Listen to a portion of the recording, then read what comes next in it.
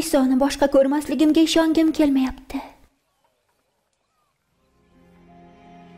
To'xtanglar. Isoni doimo takrorlab aytgan so'zlar esingizda yo'qmi? Nima? Meni esimda. 3 kundan keyin yana qayta tirilaman degan.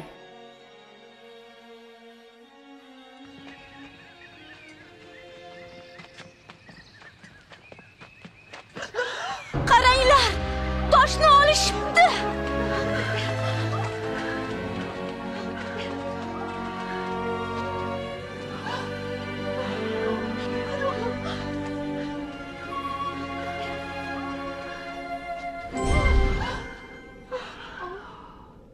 Nega barhayotni o'liklar orasidan izlaysiz? U bu yerda yo'q. U tirildi.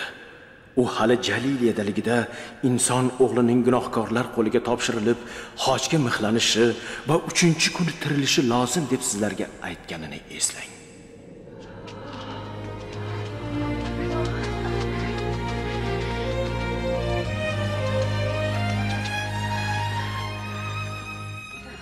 Quloq solinglar. Qabr tosh ag'darilgan edi va biz Rabbimiz jasadini undan topmadik. Yo'q edi? Bundan so'ng quyoshday porloq 2 farishta zuhur bo'lib, nechun tirikni o'liklar orasidan qidirasiz dedi. Bu rost. Nima ekan? Ular nima deyishyapti? Nahotki ishonmayman. Qabr bo'sh edi. Rabbimiz jasadi unda yo'q edi. Pyotr, sen bizga ishonishing kerak.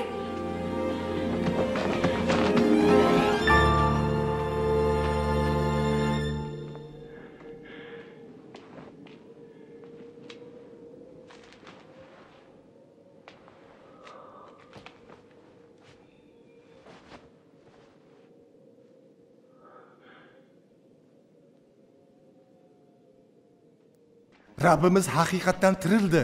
U Shimyonga zuhur bo'ldi. Biz yo'lda uni tanimadik. Non ushlatayotganida uni tanidik. Ema usta, nega u yerga bording?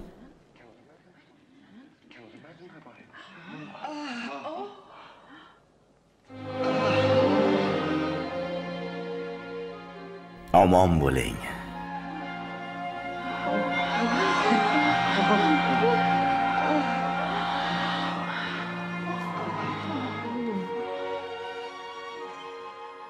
Nechun xijolatsiz?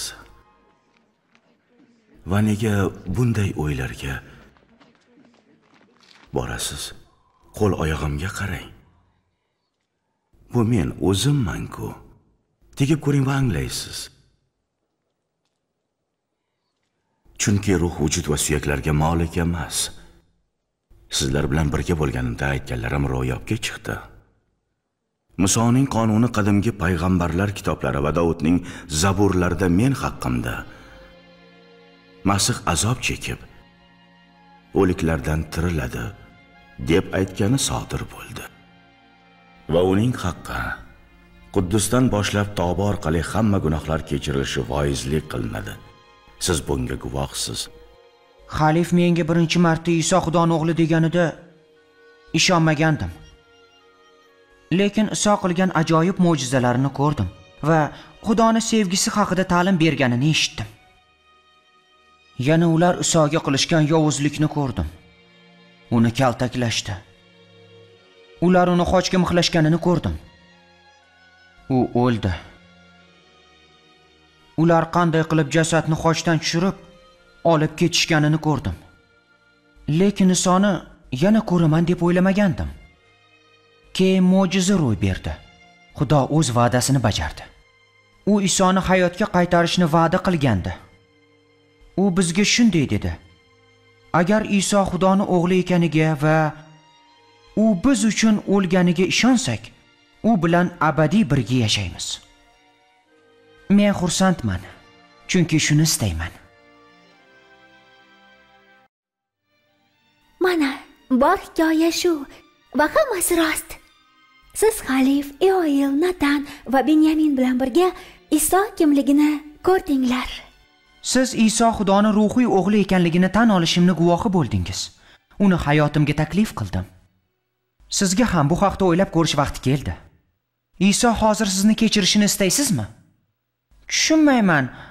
Yoki oldin dadam va oyimdan so'ray yoki hali tayyormasman deb aytishingiz mumkin. Yoki shunday dersiz: "Ha, hozir Isoga yuragimni ochishni istayman." Va Iso hamma qilgan, o'ylagan, aytgan noto'g'ri ishlarimni, gunohlarimni kechirishini istayman dersiz.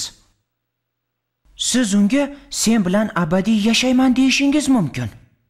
Agar ha demoqchi bo'lsangiz, buni Xudoga o'z so'zlaringiz bilan ayting va quyidagidek ibodat qiling. Aziz Xudoyim, Iso o'g'ling ekanligiga ishonaman. Iso, men qilgan, o'ylagan va aytgan noto'g'ri ishlarim uchun, xochda o'lganing uchun rahmat. Iltimos, gunohlarimni kechir. Iso, doimo men bilan birga bo'l va qalbimda yasha. Sen xohlagandek bo'lishimga yordam ber. Ibodatimga javobing uchun rahmat. Hozirning o'zida shunday ibodat qilishni istaysizmi? Agar rozi bo'lsangiz, birga ibodat qilamiz. Men ibodat qilaman. Siz esa men bilan takrorlang. Aziz Xudoyim, Iso o'g'ling ekanligiga ishonaman. Iso, hamma noto'g'ri ishlarim, o'ylarim va aytganlarim uchun xochda men uchun o'lganingga rahmat. Iltimos, meni gunohlarimni kechir. Iso, men bilan birga bo'l va har doim qalbimda yashagin. Sen xohlagandek bo'lishimga yordam ber. Ibodatimga javob berganing uchun rahmat. Amin. Xudo sizni sevishga, kechirishga va doim birga bo'lishga va'da bergan. Unga ishoning. Agar biz bilan birga ibodat qilgan bo'lsangiz, unda buni dadangizga, bobongizga va do'stingizga aytishingiz mumkin. Endi ajoyib sarguzashtli hayotni boshlayapsiz. Bu yangi hayot Iso va uni otasi Xudo bilan do'stlikdir. Xudoni tushunish va sevish uchun 4 ta maslahat. Uning muqaddas kitobini har kuni o'qing. Xudo o'z kitobida ko'plab va'dalar bergan. Xudo bilan so'zlash, Xudoga hamma narsa haqida, hamma joyda aytish mumkin. Do'stlaringizga Iso haqida aytib bering. Uni biladigan va sevadiganlar bilan ko'proq vaqt o'tkazing. Biz sizga Iso haqida haqiqiy hikoyani aytganimizdan xursandmiz. Endi siz do'stlaringizga Iso haqida aytib bering.